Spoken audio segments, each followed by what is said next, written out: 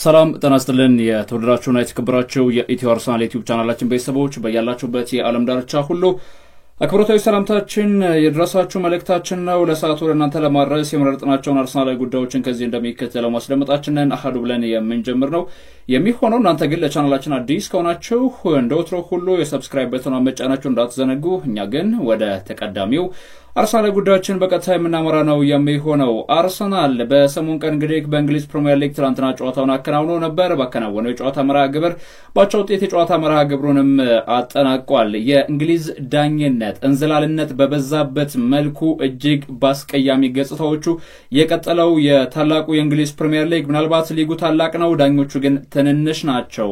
በሊጉ ደረጃ የሚገኝ አንድም እንግሊዛዊ ዳኛ የለም። እነ ማይክ ኦሊቨር እና አንቶኒ ቴይለር ከዛም አለፍ ሲል እንደዚሁ የትላንትናውን ጨዋታ አስከዘወሩት አርቢትሮች የቪዲዮ አሲስታንት ሪፈሪ ሩም ተሳታፊዎችም ጭምር ደካማ የዳኝነት ውሳኔዎችን ያስመለከቱበትም ሂደት ነበረ። ትላንትና አርሰናል በእርግጥም ነጥቡንም ቢያሳካም ባያሳካም ምንም መፍጠር ባይችልም እንኳን በዳኞች የተዘረፈው 2 ነጥብ ብዙሃኖችንም የሚያነጋግር ጉዳይ ሆኗል። ከዚህ ጋር ተያይዞ እግር ኳስ በነገራችን ላይ አሁን ላይ የንክኪ ጨዋታ ነው። መጋፋት፣ መውደቅ፣ መነሳት በእግር ኳስ የተለመደ ነገር ነው። ይሄ አዲስ አይደለም። የትላንትናው ግን ፍጹም ቅጣት ምት የተሰጠበት ኢንሲደንት ለተመለከተው ሰው በእግር ኳስ ንክኪዎች የሚፈቀዱ አይመስልም።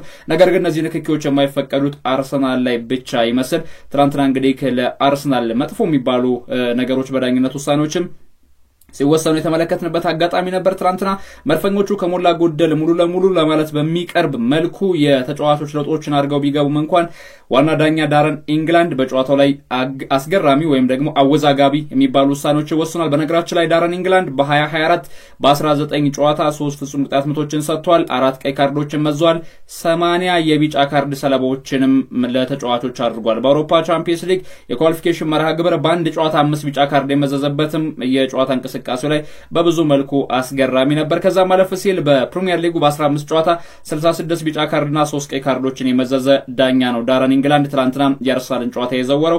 በቪዲዮ አሲስታንስ ሪፈሪ ሩም ላይ ደግሞ እንደዚሁም ስቱዋርት አትዌል ዋና የቫር ዳኛ ሆኖ ነበር ጨዋታውን ማድረግ የቻለው። በዚህ ዓመት እንግዲህ በአጠቃላይ ስቱዋርት አትዌልም በውድድር ዓመቱ ላይ እንግዲህ የአርሰናልን የጨዋታ መርሃ ግብር መለስ ብላችሁ ከተመለከታችሁት ይሄ ዳኛ በዚህ ውድድር ዓመት የአርሰናልን ጨዋታ አልመራም ብሎ መናገር እስኪቻል ድረስ ነው። ከቫር ዳኝነት ባለፈ በዋና አርቢትርነት በዚህ ውድድር ዓመት ላይ የመራቸው የጨዋታ እንቅስቃሴዎች ትንሽ አነስ ያሉ ናቸው። በ30ኛ ሳምንት ብራይተን ካስቶን ቪላ ባደረጉ ጨዋታ እንግዲህ ዋና ዳኛ ሆኖ መርቶ እንደነበር ይታወቃል። ከዛ ውጪ በቪዲዮ አሲስታንስ ሪፈሪ ሩም ቢሰየምም እንኳን አወዛጋቢ ውሳኔዎች ነበሩ። ለማንኛውም የትላንትናው የዳኝነት ውሳኔ ብዙዎችን እያነጋገረ ነው። ሚኬል አርቴታም ከጨዋታው መጠናቀቅ በኋላ አስተያየቱን ሰጥቶ ነበር። በሰጠው አስተያየት እንግዲህ ምንድነው ያለው? በተለይ በጨዋታው ላይ የተሰጠብን ፍጹም ቅጣት ምትን በተመለከተ ቪዲዮውን ከ10 ከ15 ጊዜ በላይ ደጋግሜ መልሼ መላልሼ አይቼዋለሁ። ለምን ፍጹም ቅጣት ምት እንደሰጠ ስቲል እስካሁን ሊገባኝ አልቻለም ብሏል ሚኬል አርቴታ። በእርግጥም የሚገባ ጉዳይ አይደለም። እንግሊዝና ዳኝነቷ ሆድና ጀርባ ከሆኑ ሰንበት ስላሉ። ሌላው የሚኬል አርቴታ አስተያየት እንግዲህ የሚያመላክተው ምንድነው በጨዋታ ላይ ስላሳተፋቸው ተጫዋቾችም እንደዚሁም ደግሞ ስለነ ቡካዮ ቲሜንዶ ሳካም ጥያቄ ቀርቦለት ነበር። ምላሹንም እንደዚሁ ሚኬል አርቴታ የሚሰጠበት ጉዳይ አለ። ሳካ ለማድሪዱ ጨዋታ ዝግጁ ነው የሚል አስተያየቱንም ሰጥቷል። የቡካዮ ሳካ መኖር እንግዲህ በተለይ ለአርሰናል በራስ መተማመኑን ከፍ ያደርግለታል። አሁንም ጥሩ መሻሻልን እያሳየ ይገኛል። ነገር ግን አሁንም ጥንካሬው ላይ በደንብ መስራት መቻል አለበት የሚል አስተያየት እንግዲህ ከሱፐር ሚኬል ማርቲን አርቴታ ስለ ቡካዮ ሳካ ከጨዋታው መጠናቀቅ በኋላ ለቀረበለት ጥያቄ ምላሽ ሰጥቷል። እንግዲህ ቀጣይ ከማድሪድ ጋር ነው ጨዋታው አይደል? ጠባቂ የጨዋታ እንቅስቃሴ በነገራችን ላይ ያው የኤቨርተኑ የጨዋታ እንቅስቃሴ ላይ ሚኬል ሜሪኖ ጉዳት አስተናግዶ እንደነበር ይታወቃል። ጭንቅላቱ ላይ የደማ ነበር አይደል? አርቴታም እንግዲህ ከአስተያየቱን ሲሰጥ በጥሩ ጤንነት ላይ ነው የሚገኘው። ጭንቅላቱ አካባቢ ላይ የመድማት ችግር ብቻ ነው ያጋጠመው። ከዛ ውጪ እንግዲህ ከበድ ያለ ጉዳትም አይደለም የሚል አስተያየትን የሰጠበት ጉዳይ አለ። ለማድሪዱ ጨዋታ ተጫዋቹ እንግዲህ ዝግጁ እንደሚሆን ማያይዘው ተናግረዋል። ሊያንድሮ ትሮሳርድ አያይዘው ሪያል ማድሪድን መግጠም ልዩ ድባብ አለው። በተለይ በኤምሬትስ እንግዲህ ያንን ድባብ ከደጋፊዎች እንጠብቃለን። በተለይ እንግዲህ በስቴዲየም ዙሪያ ያሉ ደጋፊዎች እንግዲህ ኤምሬትስን እንደ ኤሌክትሪክ የሚነዝር ሙቅ ደመቅ ያለ ስቴዲየም እንደሚያደርጉትም እርግጠኛ ነኝ። የመጀመሪያ ጨዋታ በሜዳችን መሆኑ አሪፍ ነው። ይህንን ጨዋታ እንግዲህ የሜዳ አድቫንቴጃችንን መጠቀም መቻል አለበት። ማድሪድን እንግዲህ አንገት ለማስደፋት ትክክለኛው ሰዓት አሁን ነው ሲል አስቴቱን የሰጠበትም ጉዳይ አለ ሊያንድሮ ትሮሳርድ። ሚኬል አርቴታም ቢሆን እንደዚሁም ደግሞ በኤቨርተኑ ጨዋታ 3 ነጥብ ማጣታችን ያበሳጫል፣ ነገር ግን ደግሞ ለማድሪዱ ጨዋታ በደንብ መዘጋጀት መቻል አለብን። ይህ ጨዋታ አስደናቂ እንደሚሆን ምንም ጥያቄ የለውም። ጨዋታውን በትልቅ ትኩረት ማከናወን መቻል አለብን። እንደዚሁም ደግሞ በውድድሩ ላይ ካሉ ትልልቅ ቡድኖች ጋር ተጋፍጦ ነው ትልቅ ስኬት የሚመጣው፣ ትልልቅ ዋንጫዎችም የሚገኙት። ስለዚህ ከሪያል ማድሪድ ጋር መፋለም፣ ሪያል ማድሪድን እንግዲህ አንገት ለአንገት መተናነቅ ምን እንደሚመስል ለዓለም ማሳየት እንፈልጋለን። ለዚህም እንግዲህ በሙሉ አቅማችን እንዘጋጃለን ሲል አስቴቱን ሰጥቷል። ለማድሪድ ጨዋታ እኛ ዝግጁ ነን የሚል ሐሳብንም እንደዚሁ አያይዞ የሰጠበትም ጉዳይ አለ። በተለይ አሁን ላይ እንግዲህ እንደ ቡድን ስትመለከቱት የአርሰናል እግር ኳስ ቡድን የተሻሉ የሚባሉ ነገሮችን የሚያስመለክት አይነት ቡድን ሆኗል አይደለ? በሜዳ ላይ በሚያደርጋቸው እንቅስቃሴ አንዳንዴ ይውላችሁ የጅብ ችኩል ቀንድ ይነክሳል እንደሚባለው ሁሉ የአርሰናል ደጋፊዎች ካልቸኮሉ በስተቀር ይሄ ቡድን እንደው ምናልባት ለሚካኤል አርቴታ በሚፈልገው ልክ የሚያስባቸውን የጨዋታ እንቅስቃሴ መተግበር የሚችሉ 3 4 5 ተጫዋቾች ወደ ኤምሬትስ ሰማይ ስር የሚመጡለት ከሆነ እጅግ አስደናቂ የሚባል ጋሩትን መስጠት እንደሚችል ምንም ጥያቄ የለውም። ይሄ ጉዳይ እንግዲህ በ4 ነጥብ ልንዘጋው የሚገባ ጉዳይ ነው። ነገር ግን በባዶ የትኛውንም ተጫዋች ወደ ቡድን ስብስቡ ሳይፈርምለት ወይም ደግሞ ሳይጠናከርለት ቡድናዊ መዋቅሩ ሚኬል አርቴታ በዜሮ በጀት ወይም ደግሞ በባዶ የቡድናዊ መዋቅር ስኬትን እንዲያመጣ መፈለግ፣ ስኬትን እንዲያመጣ መጠየቅ፣ ስኬታማ እንዲሆን ማሰብ ለኔ በግሌ የዋህነት ይመስለኛል። ኢንቨስት ማድረግ ይጠይቃል ስኬትን ለማግኘት። ስለዚህ ሚኬል አርቴታ ስኬታማ አሰልጣኝ መሆን ይችላል ወይ? በትክክል 4 ነጥቦችን አስቀምጬ መናገር እችላለሁ። ሚኬል አርቴታ በአርሰናል ቤት ስኬታማ መሆን ይችላል። ምናልባት ይህ ስሜትም አይደለም በስሌትም ልንመለከተው እንችላለን። አሁን ላይ የሁላችሁ የፕሪሚየር ሊጉ ምርጥ 4 አሰልጣኞችን ብጠሩ ሚኬል አርቴታ አለበት፣ 3 ብጠሩ አለበት፣ 2 ብጠሩ አለበት። ሚኬል አርቴታ እንግዲህ ከአንደኛው ምርጡ አሰልጣኝ ስለመሆኑ ፔፕ ጓርዲዮላ ባለበት ሊግ ላይ በእርግጠኛነት መናገር ያስቸግራል አይደለም። ነገር ግን እንደ ቡድን አርሰናል በዚህ ደቃቃ ስኳድ የትኛውም ዓለም ላይ የትኛውም አሰልጣኝ ከሰር አሌክስ ፈርጉሰን እስከ አርሰን ቬንገር ከዛ ማለፍ ሲል ከካርሎ አንቸሎቲ እስከ ፔፕ ጓርዲዮላ ከፔፕ ጓርዲዮላ እስከ የርገን ክሎፕ አርሰናል አሁን ባለው ስኳድ የትኛውንም አሰልጣኝ አንጥታችሁ እዚህ ቦታ ላይ በተሾሙት ስኬታማ ሊሆን አይችልም። ይሄ ምንም ሳይታለም የተፈታ ጉዳይ ነው። ግን አርሰናል አሁንም ቢሆን ቡድኑን እንደ ቡድን ማዋቀር መቻል አለበት። ክለቡ እንደ ክለብ ራሱን ችሎ እንዲቆም ኢንቨስት ማድረግ መቻል አለበት። አንድሪያ ቤርታ ይህንን ስራ ለመስራት ዝግጁ ናቸው። አሁን ላይ ደሰን ይዞት የወጣው ዘገባ እንደሚያሳየው ከሆነ እንግዲህ አንድሪያ ቤርታ የአርሰናል እግር ኳስ ክለብ የስፖርቲንግ ዳይሬክተርነት ሚናን ከተረከቡ በኋላም በርካታ ተጫዋቾችን በዝውውር ኢላማቸው ውስጥ አስገብተው እየመለመሉ ይገኛሉ። ከነዚህ ተጫዋቾች መካከል እንግዲህ በቅደም ተከተል አይደለም ያው እንደ መረጃዎቹ ነው የምነግራችሁ። እንግዲህ መረጃዎቹ እንዳጠናቀርኩበት ሂደት ዱሳን ብላውቪችን ለማስፈረም ኒውካስትል፣ ማንቸስተር ዩናይትድ፣ ቼልሲ እና አርሰናል የተጫዋቹ ፈላጊ ናቸው። አንድሪያ ቤርታ ይህንን ተጫዋች እንደ ጥሩ አማራጭ አድርገው ይመለከቱታል። ነገር ግን የአርሰናል የመጀመሪያ ኢላማ ነው አይደለም የሚለው ጉዳይ ምላሽ የሚሰጠው ጉዳይ አይደለም። በተለይ ከኤቨርተን ጋር ባቸው ውጤት ጨዋታቸውን ባጠናቀቁበት ዕለት እንግዲህ አንድሪያ ቤርታ ስቴዲየም ተገኝተው ጨዋታውን ተመልክተውታል። ከዛም አለፍ ሲል እንግዲህ ብዙ ችግሮች እንዳሉበት የቡድናዊ መዋቅሩ በደንብ የተረዱበትም አጋጣሚ አለ። ስለዚህ በቡድናዊ ስብስባቸው ውስጥ ማካተት የሚፈልጓቸው እጅግ በጣም በርካታ ተጫዋቾች አሉ። በሊስታቸው ውስጥ ካካተቷቸው መካከል ደግሞ ዱሳን ብላውቪች በአማራጭነትም የተያዘ ተጫዋች ነው። ይህ ተጫዋች እንደ አጥቂ ጥሩ ክሊኒካል የሚባል ስትራይከር ነው። በዛ ላይ ገና ወጣት ተጫዋች ነው። ለአርሰናል እግር ኳስ ክለብ አመቺ መሆኑ ዛሬ አይደለም የሚታወቀው። ከዚህ በፊት እንግዲህ ተጫዋቹ ወደ ጁቬንቱስ ከማምራቱ በፊት የአርሰናል እግር ኳስ ክለብ የዝውውር ኢላማ የነበረ ተጫዋች ነው። ስለዚህ ተጫዋቹ አሁን ላይ እንግዲህ በአርሰናል የዝውውር ኢላማ ውስጥም እየገባበት አጋጣሚ አለ። ለማንኛውም ዱሳን ብላውቪች ወደ አርሰናል ሌላኛው ተቀዳሚ ትኩረት የተሰጠው የዝውውር እንቅስቃሴ ሆኗል። ሌላው ከአርሰናል ጋራ ስሙ እየተገናኘ የሚገኘው ደግሞ በቦሩሲያ ዶርትሙንድ ቤት በሰሞኑ ቀን ጥሩ የሚባሉ እንቅስቃሴዎችን እያደረገ የሚገኘው የጉራሴ ጉዳይ ነው። ሴሩ ጉራሴ እንግዲህ በአርሰናል የዝውውር ኢላማ ውስጥም እንደገባ ነው መረጃዎችም የሚያመላክቱት። እንግዲህ የአርሰናል እግር ኳስ ክለብ ተጫዋቹን አሁን ላይ በቻምፒየንስ ሊጉ እንግዲህ ጠንካራ የሚባል ዓመትን አሳልፏል። በጀርመን ቡንደስሊጋ ጥሩ የሚባል ጊዜን አሳልፏል። ስለዚህ ይህን ተጫዋች እንግዲህ ወደ ቡድን ስብስባቸው ለማምጣትም በአማራጭነት እየተመለከቱት ነው። አንደኛ ተጫዋቹን የሚፈልጉበት አንደኛ ምክንያት የተጫዋቹ መሸጫ ዋጋ በጣም አነስተኛ ነው ብለው ያስባሉ። የአርሰናል እግር ኳስ ክለብ ከ25 ሚሊዮን ፓውንድ ያልበለጡ ዋጋዎችም ቦሩሲያ ዶርትሙንድ ይጠይቃል ብለው አያስቡም። ስለዚህ እንግዲህ የአርሰናል እግር ኳስ ክለብ የጉራሴን ዝውውር በይፋ ለመቀላቀል እንግዲህ ካበክረው እየሰራ የሚገኘው የተጫዋቹ የመሸጫ ዋጋም እንደዚሁ አነስተኛ ስለሆነና ተጫዋቹ ጥሩ የሚባል አገልግሎትን ይሰጣል ተብሎም ስለሚጠበቅ ነው። በነገራችን ላይ ተጫዋቹ በአውሮፓ ቻምፒየንስ ሊግ የሚሳተፍ ቡድንን ነው መቀላቀል የሚፈልገው። በቻምፒየንስ ሊጉ ጥሩ ጊዜን የሚያሳልፍ ወይም ደግሞ በቻምፒየንስ ሊጉ ደማቅ ታሪኮችን መጻፍ ይፈልጋል። የሴሩ ጉራሴን ጉዳይ ካነሳን አይቀር በጀርመን ቡንደስሊጋ የተሳተፈ የሚገኘው ቦሩሲያ ዶርትሙንድ ደግሞ በሰሞኑ ቀንም እንደዚሁ ከፍራይቡርግ ጋር ነበር አይደል የጨዋታ መርሃ ግብሩንም አድርጎ የነበረው በዚህ ጨዋታ እንቅስቃሴ እንግዲህ ሴሮ ጉራሴም በጨዋታው ላይ ጎል አስቆጣሪ ከነበሩ ተጫዋቾች መካከል አንደኛው ተጫዋች ነበር። በጨዋታው 68ኛው ደቂቃ ላይ ከጁሊያን ብራንት የተሰጠውን ኳስ ወደ ጎልነት ቀይሮ ነበር። በ37 ጨዋታ በዚህ ዓመት እንግዲህ ከ29 ዓመቱ ይሄ የአጥቂ መስመር ተሰላፊ ተጫዋች ጉራሴ እንግዲህ ከጊኒያዊ ኢንተርናሽናል 30 ጎሎችን አስተዋጽኦ ሲያደርግ 25 አስቆጥሮ 5 ለጎል የሆኑ ኳሶችንም አመቻችቶ በማቀበል ነው። ቦሩሲያ ዶርትሙንድን እንግዲህ ተጫዋቹ ታዲያ መቼ ይለቃል በሚሉ ጉዳዮች ብዙዎችም ሐሳቦቻቸውን እየሰጡ ይገኛሉ። ኮንትራቱ ግን 2028 ላይ ነው የሚጠናቀቀው። በእርግጥ አርሰናል ነው ፈላጊ ክለብ ነው ተብሎ የተነሳው ከስቱትጋርት በውድድር ዓመቱ ላይ 18 ሚሊዮን ወጥቶበት ነበር ተጫዋቹ ፊርማውንም ያደረገው ለቦሩሲያ ዶርትሙንድ። አሁን ላይ አርሰናል የተጫዋቹ ፈላጊ ሆኖ ብቅ ስለማለታቸውም ነው መረጃዎች የሚያመላክቱ የሚገኘው። በነገራችን ላይ ይህንን መረጃ እንግዲህ በብዙ መልኩ ተአማኒ አይደሉም የምትሉ ከሆነ ኮሜንት ሴክሽን ላይ ሊንኮቹን አስቀምጥላችኋለሁ። ደሰን ነው ይህንን ዘገባ ይዞት የወጣው። ሌላው አርሰናል እንግዲህ የሌሮይ ሳኔን ጉዳይ በዋነኛነት ይመለከተዋል። ይህም በተለይ የሌሮይ ሳኔን ጉዳይ በተመለከተ በርካቶችም ሐሳቦቻቸውንም እያጋሩ ይገኛልና ሌሮይ ሳኔ ከኮንትራት ነፃ ሆኖ ወደ አርሰናል የሚያመራ ከሆነ የአርሰናል እግር ኳስ ክለብ ለተጫዋቹም አመቺ ቦታ ይሆናል። ከዛም ማለፍ ሲል እንደገና ደግሞ የአርሰናል እግር ኳስ ክለብም በተጫዋቹ እንቅስቃሴ ተጠቃሚ ይሆናል የሚሉ ሐሳቦችን እየሰጡ ነው የሚገኘው። አሁን ላይ የአርሰናል እግር ኳስ ክለብ ተጫዋቹን እንግዲህ በጽኑ ይፈልጉታል። ነገር ግን ተጫዋቹ በእርግጥም በብዙ መልኩ እንግዲህ የአርሰናል ትክክለኛ የአጥቂ መስመር ችግሮች በተለይ ከመስመር እየተነሳ ችግሮችን ለመቅረፍ ዋነኛ ተጫዋች ይሆናል አይሆንም በሚለው ጉዳይ ብዙዎች እንግዲህ ሐሳቦቻቸውንም እየሰጡ ነው የሚገኘው። ለማንኛውም በቀጣይ እንግዲህ በሚደረጉ ጨዋታዎች አርሰናል ይቀላቀላል አይቀላቀልም በሚለው ጉዳይ የአርሰናል እግር ኳስ ክለብ እንቅስቃሴ ታይቶ የሚወሰን ነው የሚሆነው በዝውውር መስኮት ላይ የሚያደርጉትን እንቅስቃሴ ማለት ነው።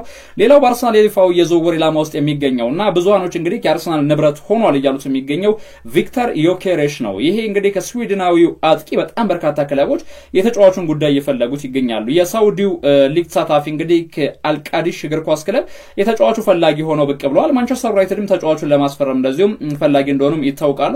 አርሰናል ይህንን ተጫዋች ለማግኘት ሞር የተሻለ እድል ያለው ክለብም ሆኗል። እንደ ምክንያትነት እንግዲህ እንዴት አርሰናል የተሻለ እድል አለው በሚለው ጉዳይ ትንሽ ሐሳቦችን ማንሳት ይጠበቅብናል። ይህ ተጫዋች እንግዲህ በተለይ መቀላቀል ከሚፈልጋቸው ክለቦች መካከል ወደ አርሰናል ለመዘዋወር ተስማምቷል የሚሉ ዘገባዎችም ጭምር ተነስተዋል በግል እንደዚሁም የተጫዋቹ እናት ክለብ ስፖርቲንግ ሊዝበን የተጫዋቹ መሸጫ የነበረውን 80 ሚሊዮን ዩሮን ዝቅ አድርገው በ60 ሚሊዮን ፓውንድ አካባቢ ወይም በ60 ሚሊዮን ዩሮ አካባቢ ተጫዋቹን ለመሸጥ ዝግጁ ሆኗል። እንግዲህ ይህም ለአርሰናል በተለይ ተስማሚ የሚባል ዋጋ ነው። ከዚህ በፊት በነበሩት እንግዲህ እስከ 80 ሚሊዮን ፓውንድ አካባቢ ለተጫዋቹ ዝውውር እናት ክለቡ እንግዲህ ስፖርቲንግ ሊዝበን እንደሚፈልግ ሲነገር ነበር። ይሄ የጎል ጭራቅ ከሚባሉ ወይም ደግሞ ጎል ላይ በጣም ወሳኝ ከሚባሉ አጥቂዎች መካከል አንደኛው የሆነው ቪክተር ዮኬሬሽ ምናልባት እንደ ቤን ጃኮብስ ዘገባ ከሆነ 60 ሚሊዮን ፓውንድ አካባቢ ዋጋ የሚቀርብላቸው ከሆነ ስፖርቲንግ ሊዝበን ይህንን ተጫዋች መሸጥ ይፈልጋሉ። አርሰናል ይህንን ገንዘብ እንግዲህ በተለይም በይፋ ለማቅረብ እንግዲህ የሚመርጡት ወይም ደግሞ ዝግጁ የሚሆኑበት አይነት ገንዘብ ነው የሚል መረጃን እንደዚሁ አጋርቷል። በቀጣይ እንግዲህ የአርሰናል እግር ኳስ ክለብ ከቪክተር ዮኬሬሽ ጋራ በግል ስምምነትን ከማድረግም ባለፈ ከተጫዋቹ እናት ክለብ ስፖርቲንግ ሊዝበን ጋራ ንግግሮችን የሚያደርግበት እድል በጣም ሰፊ ነው። ይሄ አጥቂ እንግዲህ ምናልባት አርሰናል ወደ ቡድን ስብስቡ መቀላቀል የሚችል ከሆነ የተሻለ የሚባል የአጥቂ መስመር ሰላፊ ተጫዋች የሚኖሩታል የሚሉ ሐሳቦችም በብዙዎች ዘንድ እንደዚሁ እየተነሱ ነው የሚገኘው። ለማንኛውም የሳውዲው ክለብ አልቃዲሽና እንደዚሁ ማንቸስተር ዩናይትድ የተጫዋቹን ፊርማ ለማግኘት ፈላጊ ሆነው እንደዚሁም ብቅ ብለው እየተመለከትናቸው እንገኛለን። ሌላው የክሪስታል ፓላሱ አጥቂ ኤቭሪች ኤዜ ነው በአርሰናል የዝውውር ኢላማ ውስጥ የሚገኘው። ይህ እንግዲህ የክሪስታል ፓላሱ የአጥቂ መስመር ሰላፊ 2027 ላይ ኮንትራቱ ይጠናቀቃል። ወደ 68 ሚሊዮን ፓውንድ አካባቢ የውል ማፍረሻ አለው። ማንቸስተር ሲቲ፣ ቶተንሃም ሆትስፐርስና አርሰናል የተጫዋቹ ፈላጊ ናቸው። ኤቭሪች ኤዜ እንደዚሁም ደግሞ አርሰናልን መቀላቀል ይፈልጋል። በተለይ ከነ ማርቲን ኦዲጋርድ ጋር ጥሩ የሚባሉ ጥምረቶችን እንደሚፈጥርም እንደዚሁም ያስባል። በዚህም እንግዲህ የአርሰናል የዝውውር ኢላማ ሆኗል። አርሰናል ከዚህ በፊት በተደጋጋሚ ስሙ ሲያዝ የነበረው የማርቲን ዙቢሜንዲን ጉዳይ ደግሞ ጠቆም ላድርጓችሁ። ማርቲን ዙቢሜንዲ ስፔናዊ አማካኝ እንግዲህ ከሳን ሴባስቲያን ከሪያል ሶሲዳድ ቤት ማለት ነው 51 ሚሊዮን አካባቢ የሚቀርብላቸው ከሆነ ሪያል ሶሲዳድ ለመሸጥ ዝግጁ ናቸው። አንድሪያ ቤርታ ተጫዋቹን ለማሳመን እንደዚሁም ጥረት እያደረጉ ነው። ከተጫዋቹ ጋር ጥሩ የሚባል ቁርኝትና ጥሩ የሚባል ንግግሮችን አድርገዋል። በቀጣይ እንግዲህ የመጨረሻውን ይሄ ግሪን ላይት እየጠበቁ ነው የሚገኙ የአርሰናል እግር ኳስ ክለብ ላይ ጠባቂዎች ከተጫዋቹ ይህንን የሚያገኙ ከሆነ ተጫዋቹን ለመሸጥ እንግዲህ ዝግጁ ናቸው የሚሉ ሐሳቦችም ተነስተዋል። ሌላው አርሰናል 11 ተጫዋቾችን ከክለቡ ለማሰናበት ዝግጅቱንም ስለማጠናቀቁም ተገልጿል። ይህም የሆነ ዋነኛ ምክንያት እንግዲህ ከተጫዋቾቹ የዝውውር እንቅስቃሴ ገንዘቦችን ማግኘት ከዛ ማለፍ ሲል ደግሞ ከተጫዋቾች ወርሃዊ ደሞዝ የሚገኙ ገንዘቦችን ዝቅ በማድረግ የቡድናዊ መዋቅሩን በደንብ ለማጠናከር አበክሮ እየሰራ እንደሚገኝ ይፋ ተደርጓል። በተለይ ሚኬል አርቴታ አሁን ላይ በቡድኑ እንግዲህ ስትራይከር፣ ሴንትራል ሚድፊልደር እንደዚሁም ዊንገር እና ተጠባባቂ ግብ ጠባቂን በቡድን ስብስቡ መቀላቀል ይፈልጋል ወይም ደግሞ በዝውውር ኢላማ ውስጥ ማድረግ ይፈልጋል። ከዚህ አንፃር እንግዲህ አርሰናል ይሄ ስፔንድ የሚያደርጋቸውን ገንዘቦቹን እንግዲህ መቀነስም ይፈልጋል። አሁን ላይ በቡድኑ የሚገኙት 11 ተጫዋቾችን መሸጥ ወይም ደግሞ ማሰናበት ይፈልጋል። አሁን ላይ በቡድኑ ውስጥ የሚገኘው በውሰቱ ከምዕራብ ለንደኑ ክለብ ቸልሲ መጥቶ እንግዲህ በአርሰናል ቤት ትናንትና ላይ ለትሮሳርድ ጎል መቆጠር ምክንያት የነበረው ራሂም ስተርሊንግ ግን ክለቡን ለቆ መውጣቱ አይቀርም። እንደዚሁም የቡድኑ ሁለተኛ ግብ ጠባቂ ኔቶ ወደ በርንመዝ ወደ እናት ክለቡ እንደዚሁም የሚመለስበት አጋጣሚ በጣም ሰፊ ነው። እንግዲህ ቀደም ሲል ያካፈልኳቸው የዝውውር መረጃዎች እንደው የሚሳኩ እንኳን አይደሉም እንዳትሉ የሚያረጋችሁ ከዚህ መረጃ ጋር ስታጣምሩት ግን በእርግጠኛነት ይሳካሉ እንድትሉ የሚያረጋችኋልና አርሰናል አሁን ላይ ከራሂም ስተርሊንግ እና እንደዚሁም ደግሞ ከኔቶ በተጨማሪ በክለቡ ውስጥ መቆየት የለባቸውም ብለው ያሰቧቸው ተጫዋቾች አሉ። የመጀመሪያው ተጫዋች እንግዲህ ኦሌክሳንደር ዚንቼንኮ ነው። ኦሌክሳንደር ዚንቼንኮ የተጫዋች እንግዲህ በአርሰናል ቤት የመቆየቱ ጉዳይ ኦሬዲ ወደ 0 ዝቅ እያለ የሚገኝ ተጫዋች ነው። ተጫዋቹ በክለቡ እንዴት ነው ላይቆይ የሚችለው የሚሉ ሐሳቦች ሊሰነዘሩ ወይም ሊነሱ ይችላሉ።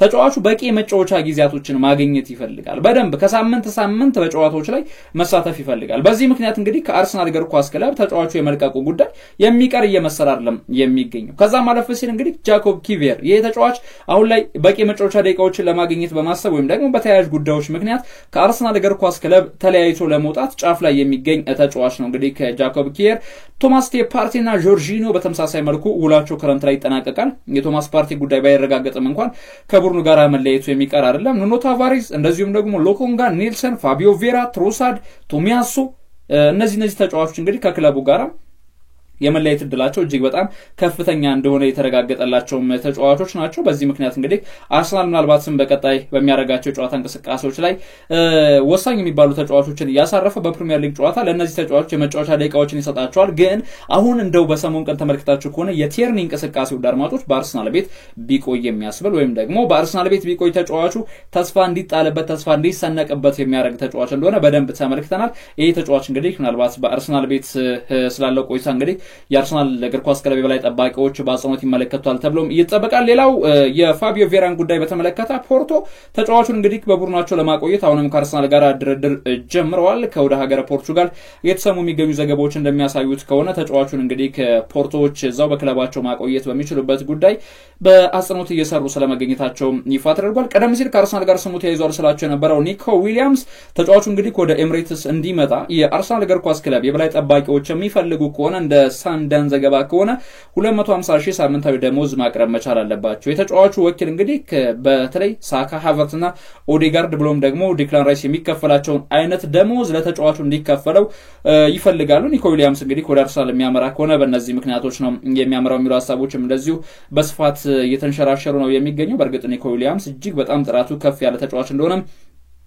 የሚታወቅ ነው። በአርሰናል የዝውውር ኢላማ ውስጥ የሚገኘው መሐመድ ቅዱስ በተመለከተ እንግዲህ በሰሞኑ ቀን ዴቪድ ኦርኔስቲን አንድ አነጋጋሪ አንቀጽን ለቋል። ይህም አንቀጽ ምንድነው የሚለው እንግዲህ ከጁላይ 1 ጀምሮ በተለይ በ10 ቀናቶች ውስጥ የተጫዋቹን ፊርማ ለማግኘት ጥረት ለሚያደርጉ የፕሪሚየር ሊጉ ክለቦች የመሸጫ ዋጋው 85 ሚሊዮን ፓውንድ፣ እንደዚሁም ደግሞ ከእንግሊዝ ውጭ በየትኛውም ዓለም ለሚገኝ ቡድን 80 ሚሊዮን ፓውንድ፣ ከሳውዲ አረቢያ ለሚመጡ ተጫዋቾች ለሚመጡ ክለቦች 120 ሚሊዮን ፓውንድ ለመሐመድ ቅዱስ የዝውውር እንቅስቃሴ እንግዲህ የተጫዋቹ ናት ክለብ ዌስትሃም ዩናይትድ ይፈልጋል የሚል አነጋጋሪ መረጃን አጋርቷል። እንደሚታወቀው ተጫዋቹ በአርሰናል የዝውውር ኢላማ ውስጥ ከሚገኙ ተጫዋቾች መካከልም አንደኛው እንደሆነም ይታወቃል። ዴክላን ራይስን በተመለከተ የመጨረሻ መረጃችን አድርጌ ላካፍላችሁ። ዴክላን ራይስ እንግዲህ በተለይ በሪያል ማድሪድ የጨዋታ መርሃ ግብር እንግዲህ ከሚኬል አርቴታ ተጫዋቹን በመሃል ተከላካይነት ቦታ ላይ ያጫውቱት የሚችሉበትም አጋጣሚ እንዳለም ተነግሯል። በተለይ እንግዲህ ባለፈው ዓመት በዚህ ቦታ ላይ አጫውቻለሁኝ፣ በቀጣይም እሱን እዛ ቦታ ላይ ለማሰለፍ ከተገደድኩኝ ላደርገው እችላለሁኝ ወይም ደግሞ ምንም ጥርጥር የለኝም ብሎ እንግዲህ ከኤቨርተኑ ጨዋታ በፊት አስተያየቱን ሰጥቶ ነበር።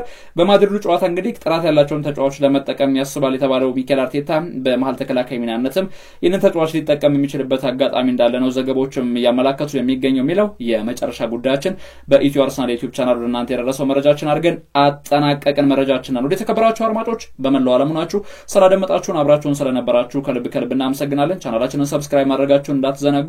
በአብሮነት እንግዲህ ከእናንተ ጋር ያለንን ቆይታ ለማስቀጠል የሰብስክራይብ በተኑን መጫናችሁን በድጋሚ እንዳዘነጉ መልእክታችን ነው። ለአብሮነት ቆይታችን ከልብ እናመሰግናለን። መልካም ጊዜ በያላችሁበት። መልካም ቀን